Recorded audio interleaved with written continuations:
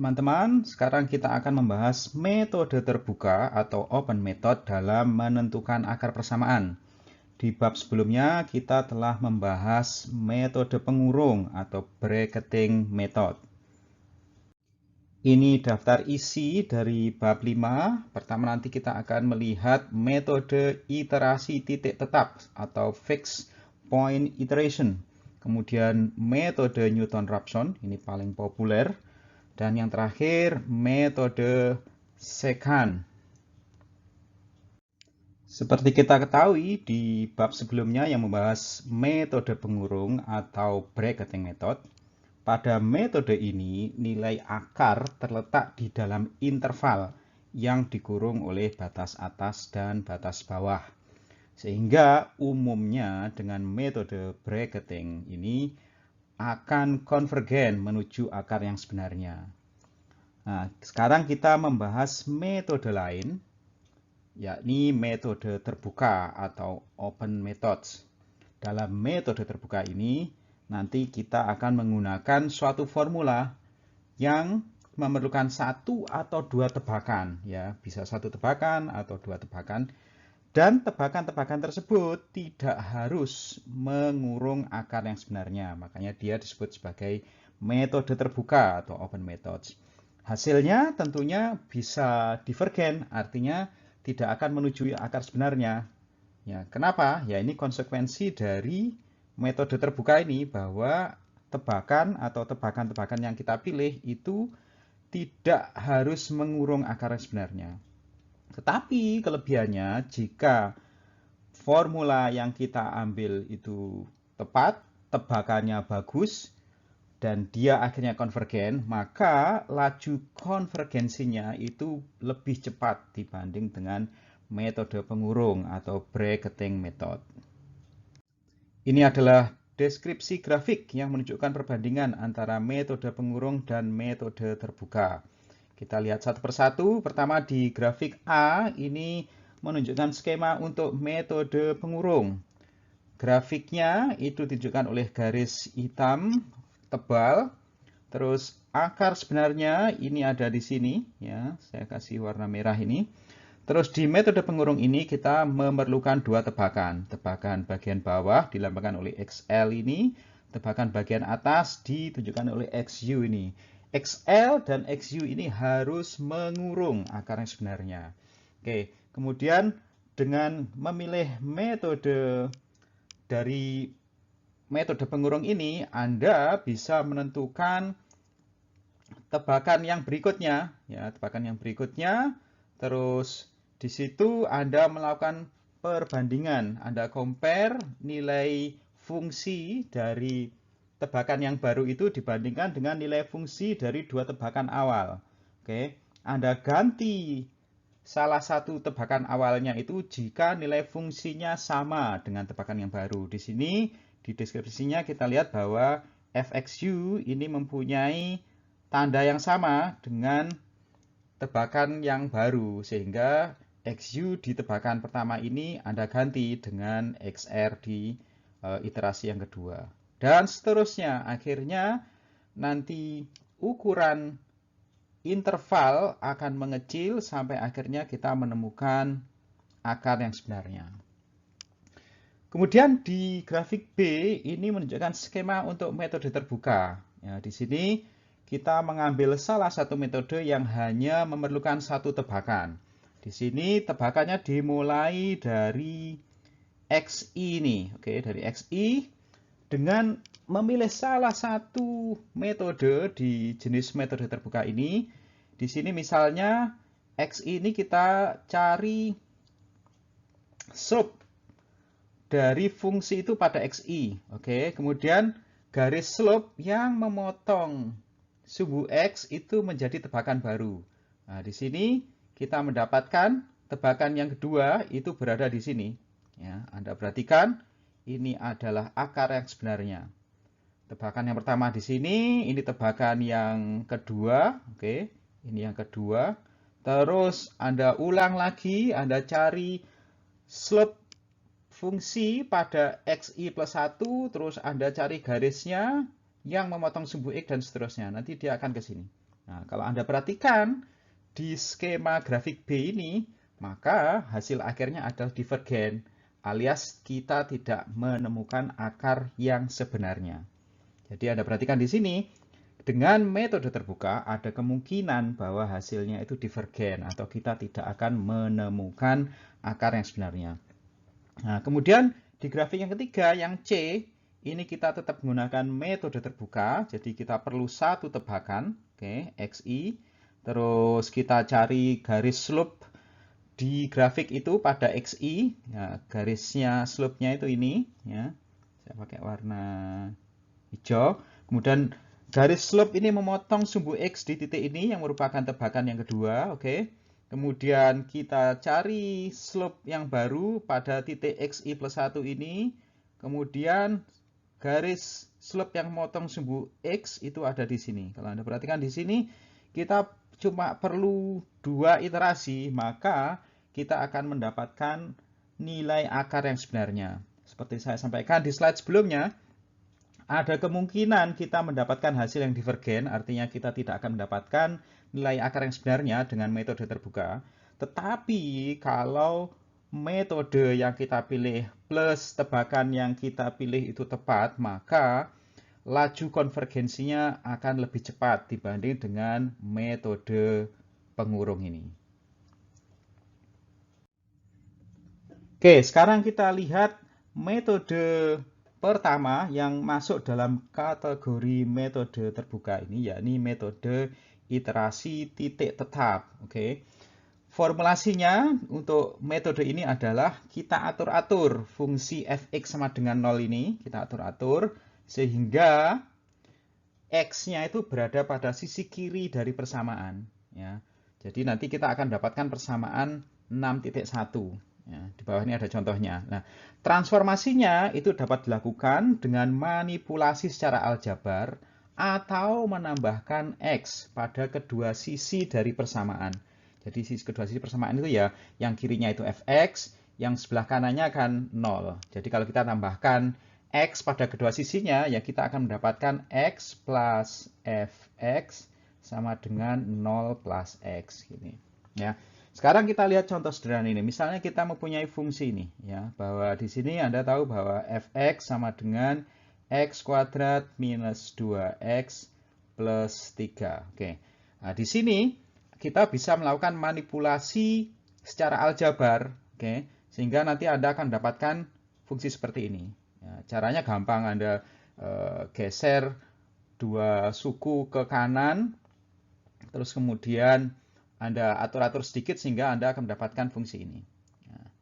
Nah, contoh yang kedua, kalau misalnya kita mempunyai sin X sama dengan 0, di sini kita tidak bisa melakukan manipulasi secara aljabar, tapi kita ambil strategi yang kedua, kita tambahkan X pada kedua sisinya. Ya, kita tambahkan X pada kedua sisinya, maka nanti kita akan mendapatkan bahwa X itu sama dengan sin X plus X. Ya, nah, di sini kita sudah menemukan fungsinya.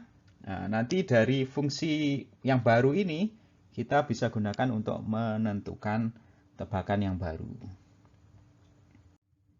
Jadi persamaan yang diperoleh itu dapat digunakan untuk memprediksi nilai tebakan baru sebagai fungsi dari tebakan sebelumnya. Nah, persamaan 6.2 ini.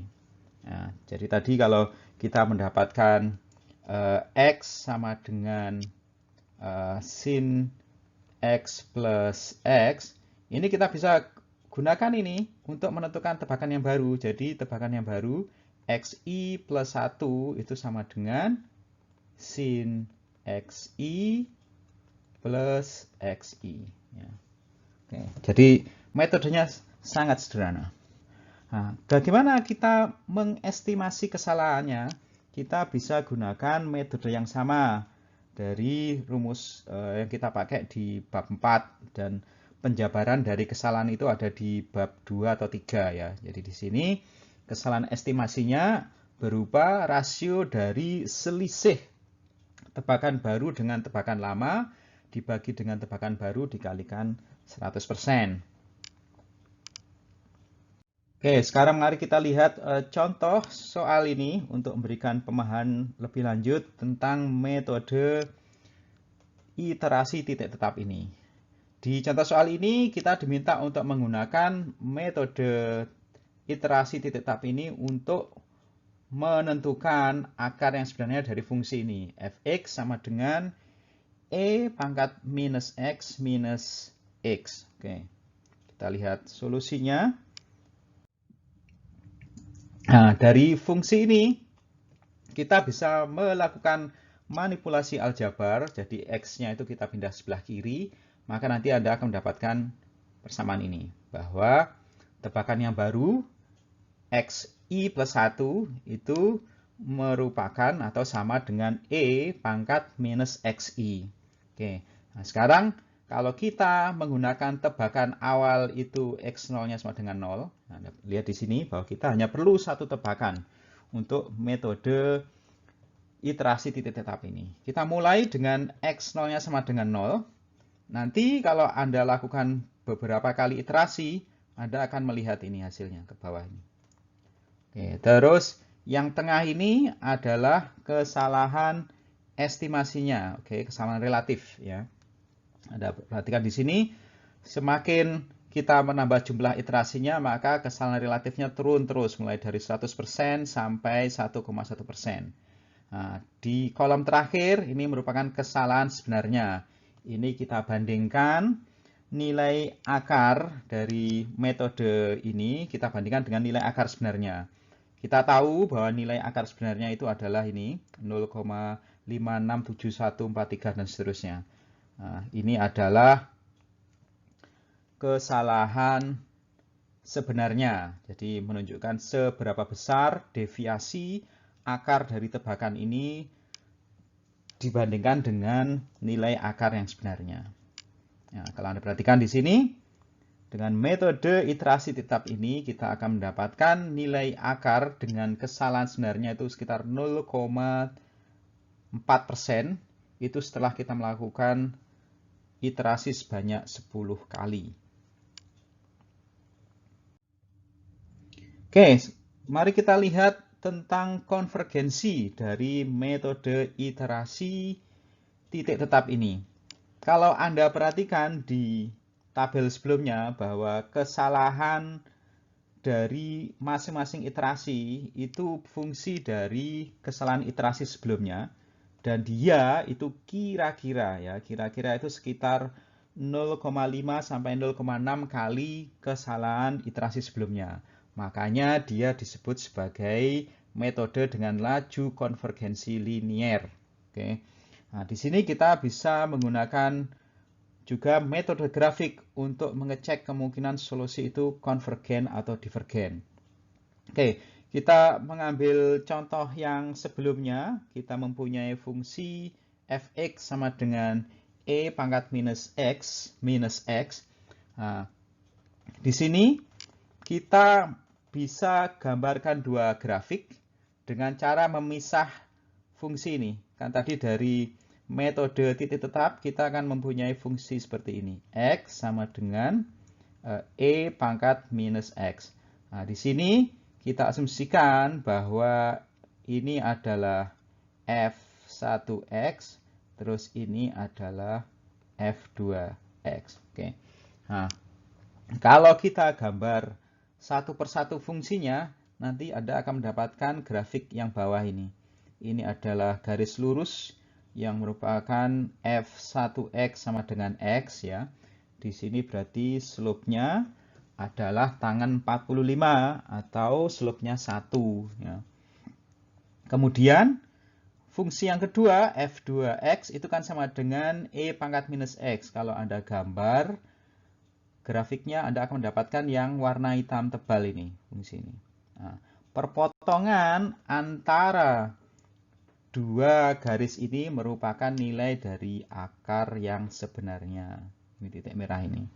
Nah, di sini kalau kita bandingkan dengan grafik dari fungsi yang sebenarnya, bahwa fungsi sebenarnya yaitu fx sama dengan e pangkat minus x itu grafiknya ada di bagian atas ini. Ya. Ini, maka nilai akar sebenarnya ya ketika garis fungsi itu memotong sumbu X kan, jadi titik sini. Nah, titik sini itu berpadanan dengan titik yang di bawahnya ini. Makanya Anda lihat di sini, dia dihubungkan oleh garis lurus vertikal. Nah, ini adalah nilai akar yang sebenarnya.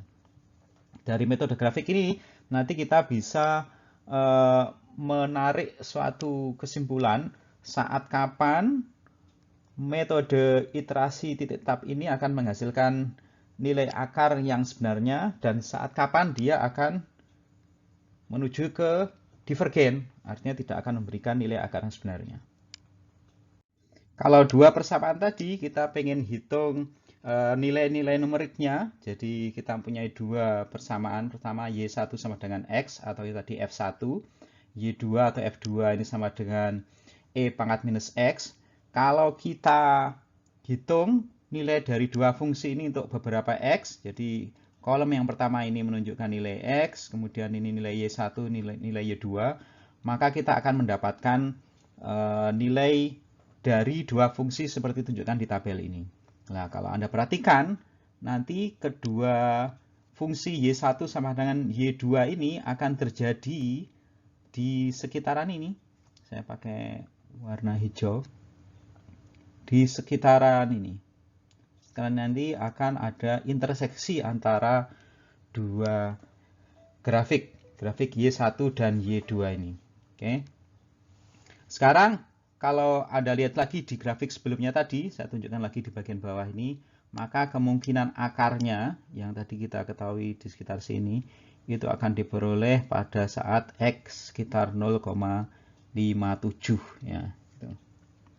Nah, sekali lagi dari grafik ini, kita bisa menentukan saat mana metode ini akan konvergen menuju akar yang sebenarnya, dan saat mana dia tidak akan konvergen alias divergen.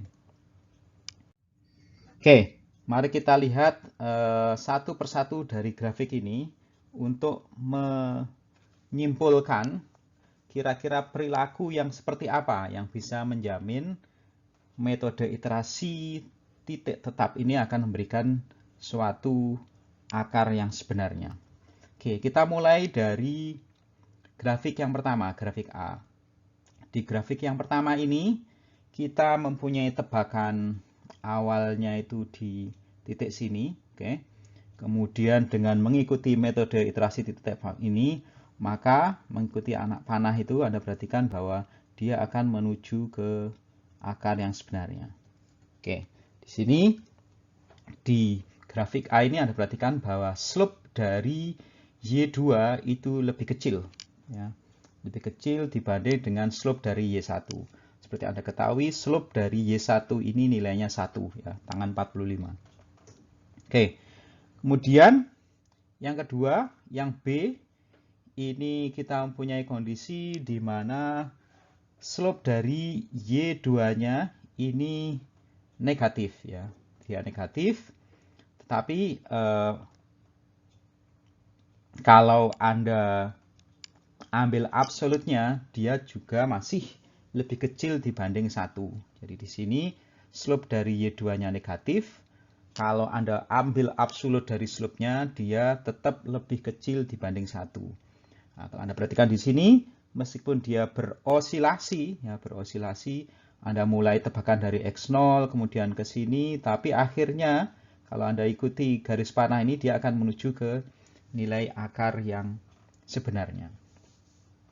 Kemudian yang C ini perilakunya sama dengan yang A. Yang membedakan di sini pertama bahwa slope dari Y2-nya itu lebih besar dibanding slope dari Y1, artinya dia lebih besar dibanding 1. Tapi dia juga monoton. Ya, monoton, cuma masalahnya di sini yang C di sini dia monoton menuju ke divergen. Jadi kita mulai tebakan dari X0, kemudian Anda mendapatkan X1-nya di sini, terus-terusnya nanti kemungkinan Anda ketemu X2-nya di sini, dan akhirnya Anda semakin jauh dari nilai akar yang sebenarnya. Nilai akar sebenarnya kan ini. Ya, dia semakin menjauh. Alias C ini adalah kasus untuk solusi divergen. Ya, solusi divergen. Kemudian, yang kasus yang D, ini adalah kasus di mana slope dari Y2-nya ini negatif. Hanya kalau Anda ambil absolutnya, jadi nilai absolut dari slope Y2 ini, dia lebih besar dibanding 1. Oke. Nah, kalau Anda perhatikan di sini, dia berosilasi mulai dari tebakan X0, tetapi kalau Anda perhatikan ini urutan panah ini, dia tidak akan menuju ke convergence nilai akar sebenarnya ini, alias di sini dia akan divergen. Nah, dari metode grafik ini kita bisa mengambil kesimpulan bahwa metode iterasi titik tetap ini akan memberikan nilai yang konvergen menuju akar yang sebenarnya kalau slope dari fungsi G atau di sini Y2 itu ya, itu di sini kita ambil absolutnya ya, itu dia kurang dari 1. Ini adalah syaratnya. Oke, ini penting ya. Jadi kalau kita bisa mengekstrak mendapatkan fungsi G terus slope G-nya ini kurang dari 1 absolutnya, maka metode iterasi titik tetap ini akan memberikan hasil nilai akar yang sebenarnya. Mendekati ya, kan sekali lagi ini metode numerik, pasti akan ada kesalahan. Nah, ini menunjukkan penurunan secara teoritis tentang syarat bahwa slope dari Gx, nilai absolutnya itu harus kurang dari 1 supaya metode ini yang menghasilkan nilai akar yang sebenarnya. Jadi Anda bisa ikuti, mari kita lihat satu persatu ya. Di sini dengan metode iterasi titik tetap, kita mendapatkan fungsi ini bahwa tebakan yang baru itu merupakan fungsi dari tebakan yang lama. Ini fungsinya G ya, Gxi. Terus misalnya kita mendapatkan solusi yang sebenarnya itu sebagai XR. Ini dia juga fungsi dari GXR. Terus kalau kita kurangkan kedua persamaan ini, maka kita akan mendapatkan persamaan ini B6.1.1. Ya, ini hanya dari fungsi yang kedua ini dikurangi dengan fungsi yang pertama. Oke, terus di sini kita menggunakan teorema nilai rata-rata turunan yang menyatakan bahwa suatu fungsi Gx dan turunan pertamanya itu kontinu dalam interval ini, interval A sampai B. Oke. Sehingga nanti kita akan mendapatkan sedikitnya satu nilai X itu dalam interval tersebut yang memenuhi persamaan ini, B.6.1. Oke. Jadi bahwa turunan pertama dari G pada X sama dengan C ini, dia sama dengan G pada B dikurangi nilai G pada A dibagi dengan B minus A. Ini kita sudah berapa kali menggunakan teorema ini. Kemudian bagian sebelah kanan dari fungsi ini merupakan slope, ya, merupakan tangen, garis singgung dari suatu garis yang menghubungkan GA dan GB. Oke, terus dengan demikian bahwa teorema nilai rata-rata ini menyatakan bahwa ada sedikitnya satu titik antara A dan B yang mempunyai slope atau tangen yang dilambangkan dengan ini G aksen pada C yang paralel pada garis yang menghubungkan GA dan GB. Anda bisa lihat di bab sebelumnya ya. Jadi saya pernah tunjukkan ini.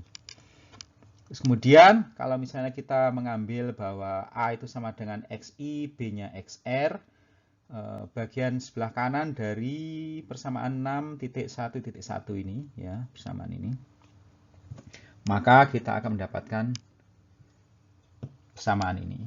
Jadi C ini adalah suatu sembarang nilai di antara XI dan XR. Sehingga nanti kalau kita substitusikan ke persamaan B.6.1 ini, Anda akan mendapatkan persamaan ini. Oke. Terus kesalahan yang sebenarnya ini merupakan selisih antara akar sebenarnya dengan akar dari tebakan. Jadi ET, I sama dengan XR minus SI. Kemudian kita bisa masukkan ini ke persamaan B.6.1, Anda mendapatkan nilai ini. Nah, ini persamaan yang penting bahwa Anda lihat ini, kesalahan sebenarnya dari iterasi yang baru itu sama dengan G aksen pada Si dikalikan dengan kesalahan sebenarnya pada iterasi sebelumnya. Nah, kalau Anda ingin mendapatkan nilai akar sebenarnya, berarti nilai E kapital ini itu harus semakin kecil. Nah, supaya dia semakin kecil, maka mau nggak mau bahwa G aksen C ini itu harus kurang dari 1. Ya, oke. Ini syarat yang harus dipenuhi ya, supaya metode iterasi titik tab ini mendapatkan hasil menuju ke nilai akar yang sebenarnya atau konvergen. Ini adalah algoritma untuk metode iterasi tetap. Ya. Pertama kita harus menentukan tebakannya, terus ini saya kira dia adalah nilai kesalahan relatif. Terus Anda juga harus memberikan batas jumlah iterasi ya ketika menulis pemrograman. Kalau enggak, program Anda akan terus running ya. Akan terus running, nggak akan berhenti kecuali kalau Anda paksa untuk berhenti ya, Ctrl Alt Del atau semacamnya gitu ya. Terus ini iterasi, terus ini juga kesalahannya ya, nilai kesalahan juga. Oh, ini EA ini adalah kesalahan relatif, ES ini kesalahan yang sebenarnya ya. Ini algoritmanya sangat sederhana. Perhatikan di sini. Jadi supaya sekali lagi program Anda tidak running terus, Anda harus memberikan batasan-batasan. Ya, salah satunya ini batasan jumlah iterasinya. Jadi program Anda harus berhenti apapun hasilnya kalau iterasinya melebihi 1000. Nah, ini tunjukkan oleh ini. Dia juga berhenti kalau target kesalahan relatifnya itu lebih kecil dibanding kesalahan yang sebenarnya. Metode berikutnya adalah metode Newton-Raphson. Metode Newton-Raphson ini merupakan metode yang paling populer dibandingkan dengan metode-metode akar persamaan lainnya. Jadi kalau Anda search, Anda Google, metode Newton-Raphson ini yang paling banyak dipakai. Ya, saya dulu juga pakai metode ini ketika menyelesaikan tesis saya. Pun juga nanti kalau teman-teman mengerjakan skripsi atau lanjut ke S2, S3, mengerjakan tesis, terus mungkin adalah salah satu bagian tugas yang memerlukan pemrograman karena ingin menentukan akar suatu persamaan, Anda bisa coba pertama kali dengan metode Newton-Raphson. Oke, kembali lagi ke metode Newton-Raphson ini bahwa di sini kita misalnya mempunyai tebakan XI, ya, maka suatu garis singgung itu dapat ditarik dari titik XI, FXI. Ya, Anda perhatikan di grafik di kanan bawah, ya, kita mempunyai fungsi dilambangkan oleh garis biru tebal. Terus tebakannya ini kita mulai dari titik ini, titik XI ini. Oke. Terus Anda lihat di sini bahwa nilai akar sebenarnya ini. Nilai akar sebenarnya ini. Jadi tujuan kita adalah bagaimana kita membuat suatu formulasi sehingga dengan berjalannya iterasi nilai tebakannya ini menuju ke nilai akar yang sebenarnya ini. Oke, sekali lagi kita mempunyai tebakan awal XI, maka suatu garis singgung dapat ditarik dari titik XI, FXI. Titik XI, FXI ini saya pakai warna kuning ini. Ya. Garis singgungnya itu yang garis hitam ini. Nah, di sini bahwa titik di mana garis singgung memotong sumbu X itu merupakan perbaikan tekanan. Ya, perbaikan tekanan itu di sini, perbaikan tebakan. Perbaikan tebakan di sini dilambangkan oleh ini XI plus 1. Ya, kalau Anda perhatikan, posisi XI plus 1 ini lebih dekat ke nilai akar yang sebenarnya. Nah, ini adalah ide dari metode Newton-Raphson. Nah, sekarang kalau Anda perhatikan slope dari garis hitam ini, maka Anda bisa menentukan bahwa slope-nya itu kan tangen ya. Kalau Anda ingat di pelajaran mungkin SMA ya kira-kira. Jadi tangen dari sudut ini, sudut alfa, itu tangen itu kan sisi depan dibagi sisi samping. Oke. Sisi depan dibagi sisi samping. Sisi depannya berarti adalah ini. Ya. Terus sisi sampingnya ya berarti ini. Ya. Nah, persamaan 6,5. Ya. Fxi dikurangi 0 ya, dibagi dengan xi minus xi plus 1. Nah, dari persamaan 6,5 ini kita bisa mendapatkan rumusan tebakan baru. Ya, ini kalau Anda ubah, Anda akan mendapatkan persamaan 6,6. Ini adalah metode Newton-Raphson untuk menentukan tebakan baru berdasarkan ini tadi, teori ini tadi. Ya, bahwa tebakan yang baru itu sama dengan tebakan lama dikurangi nilai fungsi dari tebakan lama dibagi dengan turunan pertama fungsi pada tebakan lama pula. Persamaan 6,6. Ya, ini adalah formula untuk metode Newton-Raphson. Nah, ini adalah penurunan teoritis dari metode Newton-Raphson ini. Ya, di sini kita menggunakan Deret-Taylor. Ya, Deret-Taylor untuk mendapatkan rumusan dari metode Newton-Raphson ini. Nah, kita mulai tuliskan bahwa suatu fungsi itu dapat dirumuskan dalam Deret-Taylor mengikuti ini, persamaan B.6.2.1. Nah, di sini kita dapatkan bahwa nilai fungsi pada titik xi plus 1 merupakan sama dengan nilai fungsi pada titik xi ditambah turunan pertama fungsi pada xi dikalikan ini jarak interval antara xi plus 1 dikurangi xi ditambah turunan kedua dan seterusnya.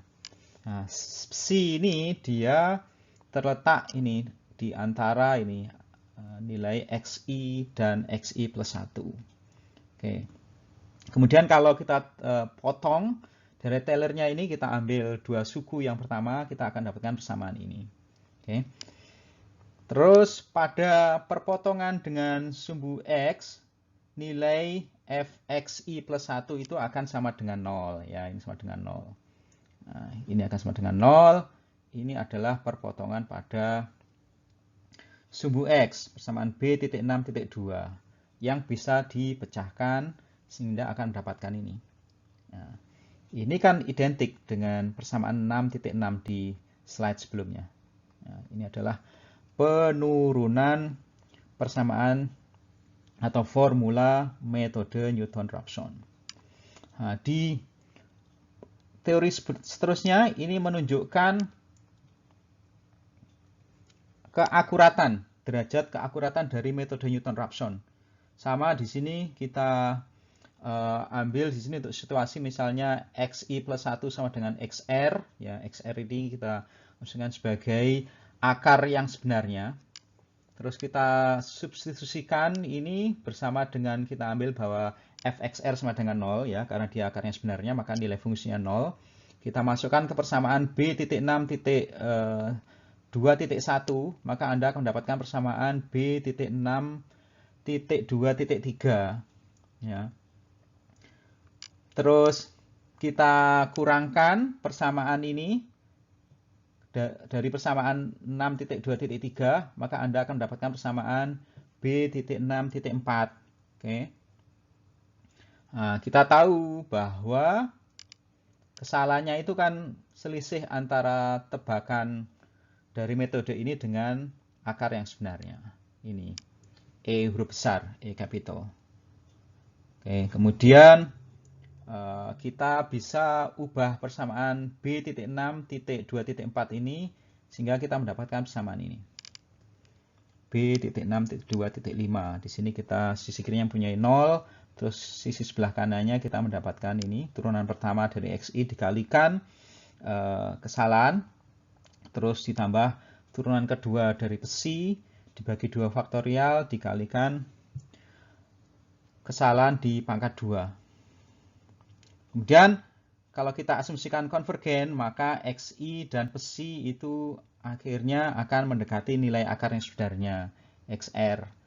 Nah, di sini maka persamaan yang terakhir ini kita bisa atur-atur mendapatkan persamaan ini, B.6.2.6. Nah, di sini kalau Anda perhatikan bahwa kesalahan dari metode Newton-Raphson ini kira-kira itu proporsional dengan pangkat 2 dari kesalahan sebelumnya. Ya. Kalau Anda perhatikan dengan metode iterasi titik tetap tadi kan dia kesalahannya kan linear. Ya. Nah, di sini kalau metode Newton-Raphson itu pangkat 2 dari kesalahan sebenarnya. Makanya dia juga kadang disebut sebagai metode dengan quadratic convergen. Jadi laju konvergensinya akan lebih cepat dibanding dengan metode iterasi titik tetap. Oke, sekarang untuk mendapatkan pemahaman lebih lanjut dari metode Newton-Raphson ini, kita lihat contoh soal ini. Kita diminta menggunakan metode Newton-Raphson untuk menghitung akar dari fungsi ini. Fungsinya saya kira sama dengan contoh sebelumnya. Jadi, fx sama dengan x pangkat minus x dikurangi x. Di sini kita diminta menggunakan tebakan awalnya 0. Ya, sama dengan metode iterasi titik tetap, di metode Newton-Raphson ini kita hanya memerlukan satu tebakan. Oke, kita lihat solusinya.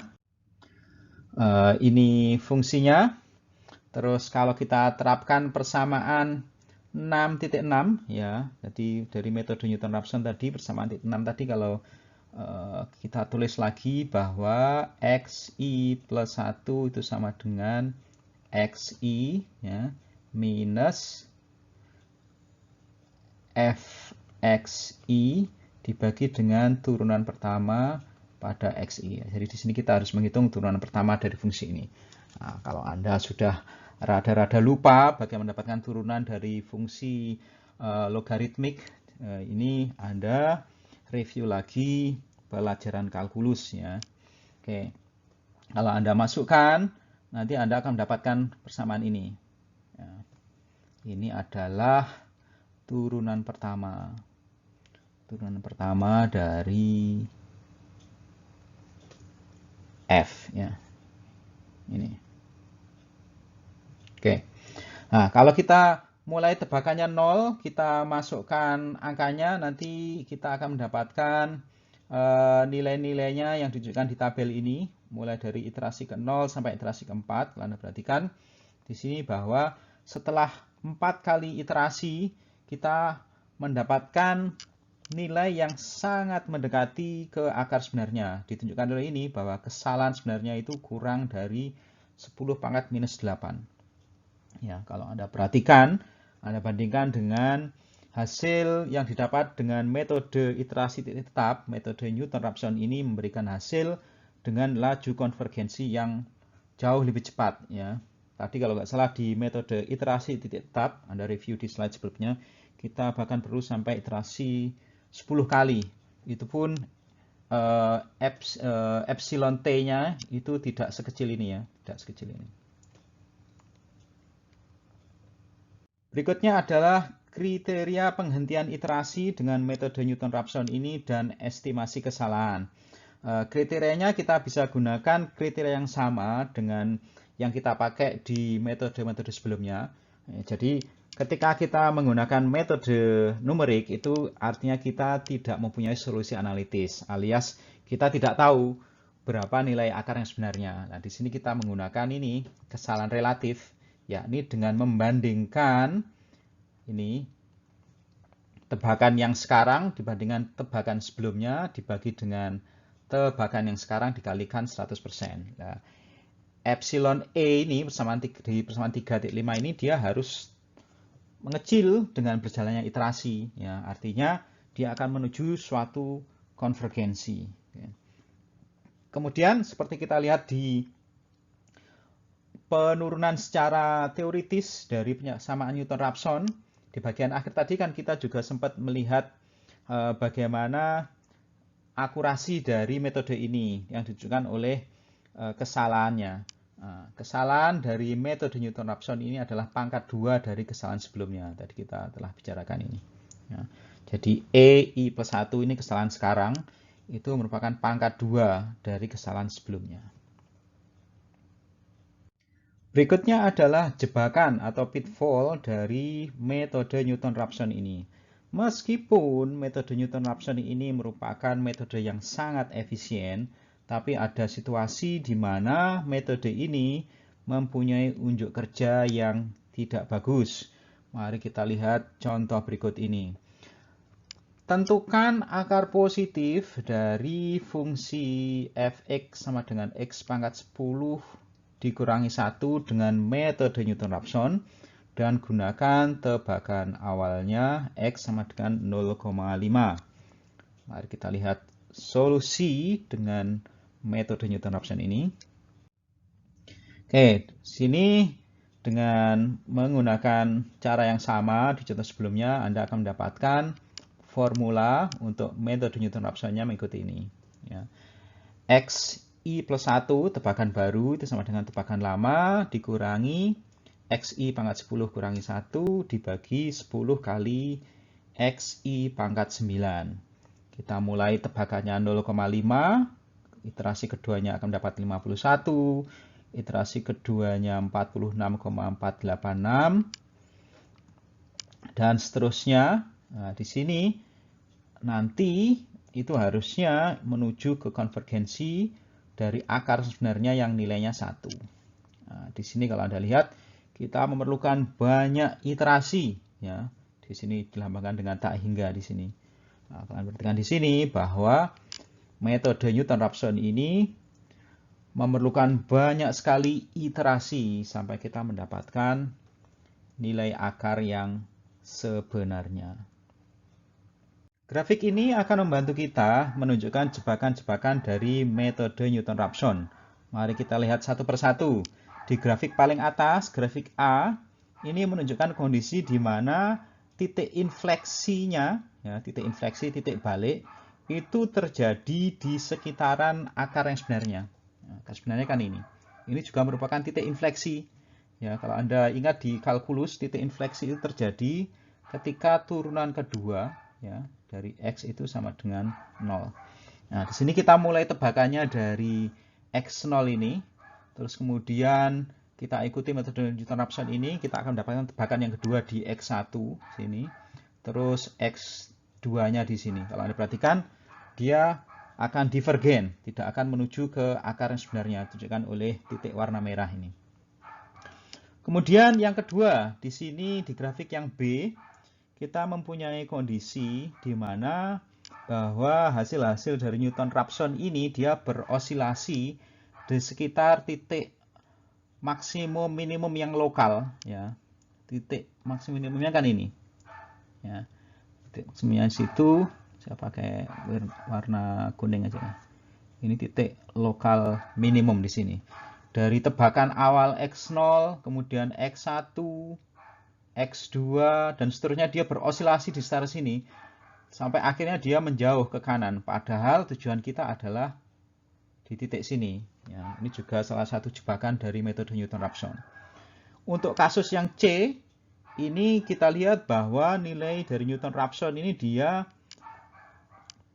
lompat-lompat, ya. Kalau Anda perhatikan, kita punya tebakan awal di X0 sini. Nah, harusnya tujuan kita akan menuju ke sini. Tetapi X1-nya ternyata itu kita mendapatkannya di sini, melompati akar sebenarnya. X2-nya di sini. Anda perhatikan, dia tidak menuju ke titik-titik yang kita inginkan. Ya.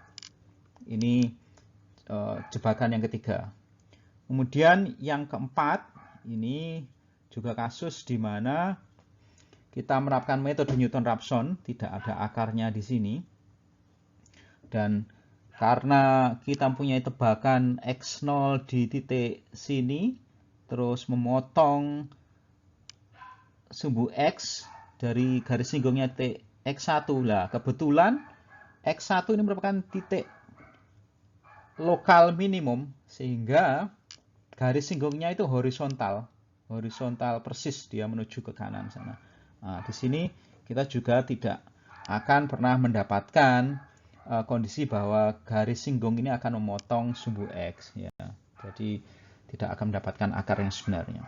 Oke, ini adalah contoh-contoh jebakan dari metode Newton-Raphson, dan terus terang tidak ada metode khusus ya untuk menghindari ini. Ya, salah satunya yang bagus ya kita harus mempunyai tebakan yang tepat ya, mempunyai tebakan yang tepat dan mungkin dekat sekali ke akar yang sebenarnya. Nah, tapi sekali lagi, kalau kita mempunyai tebakan yang tepat, terus formulanya pas, maka metode Newton-Raphson ini akan memberikan laju konvergensi yang lebih cepat dibanding metode pengurung maupun metode iterasi titik tetap. Ini adalah algoritma untuk metode Newton-Raphson. Algoritmanya persis sama dengan metode iterasi tetap. Di sini kita harus mengganti ini, persamaan ini kita ganti dengan formula dari metode Newton-Raphson. Ya. Nah, di sini ada beberapa hint ya, ketika Anda merumuskan atau menulis algoritma dari metode Newton-Raphson ini. Pertama, mungkin Anda harus mengikutkan rutin untuk memplot persamaannya sehingga akan membantu Anda menentukan tebakan yang bagus.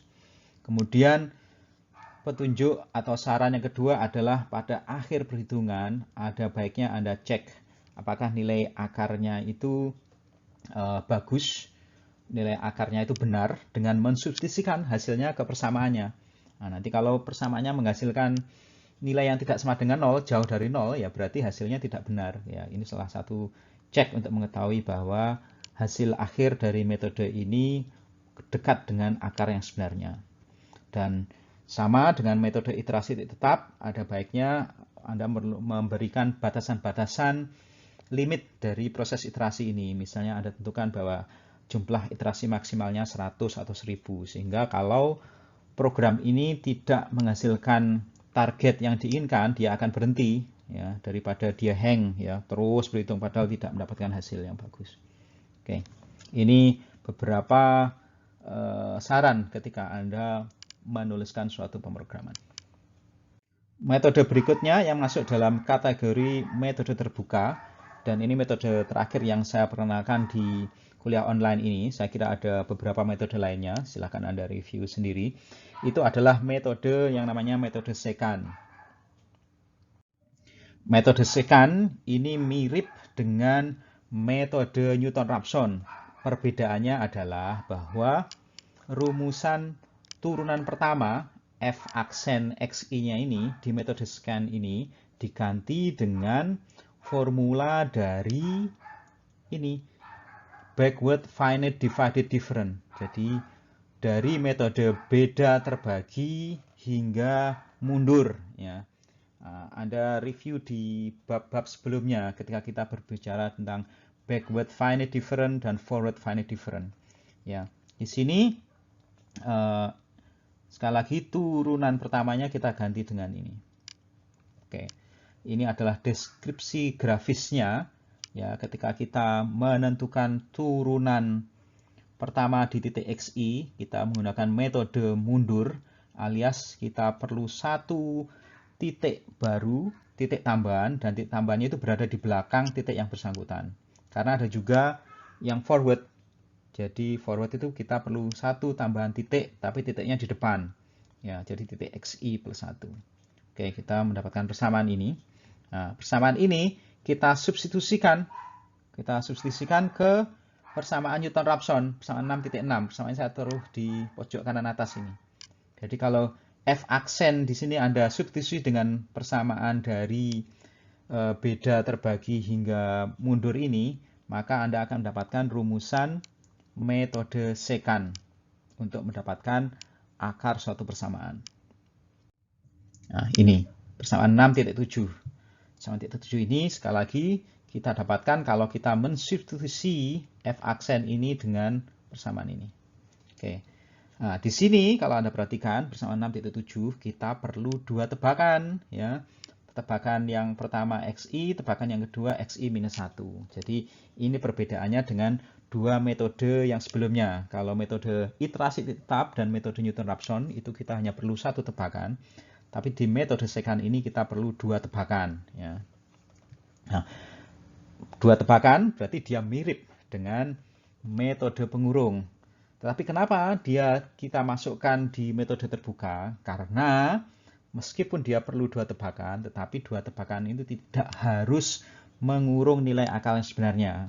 Jadi bisa juga dua ini berada di luar dari nilai akar yang sebenarnya. Ya. Sehingga konsekuensinya ada kemungkinan metode secant ini juga divergen. Mari kita lihat contoh berikut ini. Kita diminta menggunakan metode secant untuk mendapatkan nilai akar dari persamaan fx sama dengan x pangkat minus x minus x. Ya, ini sama dengan contoh-contoh sebelumnya. Terus kita diberikan dua tebakan awal 0 dan 1. Oke. Kita lihat solusinya. Pertama kita hitung dulu fx minus 1-nya itu sama dengan 1. Tebakan yang keduanya 1, nilai fungsinya minus 0,63212. Kalau kita masukkan di formula metode secant, kita mendapatkan tebakan yang barunya 0,6127. Di sini mempunyai kesalahan sebenarnya sebesar 8%. Oke. Masuk ke iterasi yang kedua, metodenya sama, kita mendapatkan nilai X2-nya ini 0,56384. Di sini mempunyai kesalahan sebenarnya 0,58%. Oke. Sampai ke iterasi yang ketiga, kita mendapatkan nilainya 0,56717. Kesalahan sebenarnya sudah sebesar 0,0048%, sangat kecil. Oke. Jadi dengan 3 iterasi, kita mendapatkan nilai akar dengan kesalahan yang sebesar ini, sangat kecil. Kemudian kalau kita bandingkan formula metode secant ini dengan metode posisi palsu di dalam kategori metode pengurung, mereka itu mempunyai formula yang mirip. Ya, saya tunjukkan di slide ini, yang sebelah kiri ini metode secant, yang sebelah kanan ini metode posisi palsu, false position method. Anda bisa lihat ini satu persatu. Suku-sukunya ini sama, ya, mirip, ya. Ini XI plus 1, tebakan yang baru, ini XR, ya, tebakan yang baru pula. XU dikurangi, yang atas Anda perhatikan ini, FXU kali XL minus XU. Di sini juga FXI kali intervalnya ini, FXI minus 1 dikurangi XI. Kalau Anda perhatikan, dia mempunyai persamaan yang mirip, ya. Dan juga keduanya itu menggunakan dua tebakan untuk memperkirakan slope dari fungsi. Nah, perbedaan utamanya itu adalah bagaimana salah satu tebakan awal itu diperbarui oleh tebakan yang baru. Nah, ini yang membedakan kedua metode ini, metode secant dengan metode posisi palsu. Oke, sekarang kita gunakan dua metode ini, metode posisi palsu dan metode secant ini, untuk menentukan akar dari persamaan fx sama dengan ln x. Ya, di sini kita menggunakan dua tebakan 0,5 dan 5. Kita lihat solusinya. Nah, yang pertama, kalau kita menggunakan metode posisi palsu, false position method, kita akan mendapatkan hasil tunjukkan di tabel yang pertama ini. Ya. Nah, di sini kita melakukan 3 kali iterasi, kita dapatkan nilai XL-nya 1,0585 dan nilai akar yang sebenarnya itu sebesar 1. Kemudian kalau kita gunakan metode secant, Anda lihat di sini pada iterasi yang kedua ini nilainya jauh dari nilai akar yang sebenarnya. Di sini kita lihat bahwa metode secant ini memberikan hasil yang divergen. Nah, seperti yang saya sebutkan sebelumnya bahwa metode terbuka ini akan memberikan kemungkinan hasil yang divergen. Nah, ini merupakan kelemahan dari metode terbuka ini. Tetapi kalau kita ambil formula yang tepat, plus tebakannya itu juga tepat, maka laju konvergensinya akan lebih cepat dibanding dengan metode-metode dalam kategori metode pengurung. Grafik ini menunjukkan progres penurunan kesalahan relatif dari berbagai metode. Kalau Anda perhatikan, mulai dari yang paling kanan ini metode bisection, kemudian false position. Kalau Anda perhatikan, metode secant dan metode Newton-Raphson ini mempunyai laju penurunan kesalahan yang jauh lebih cepat dibanding dengan dua metode dalam kategori metode pengurung. Jadi mereka mempunyai kelemahan dan kelebihan masing-masing. Demikian kita telah menyelesaikan pembahasan metode terbuka untuk menentukan akar dari suatu persamaan. Terima kasih.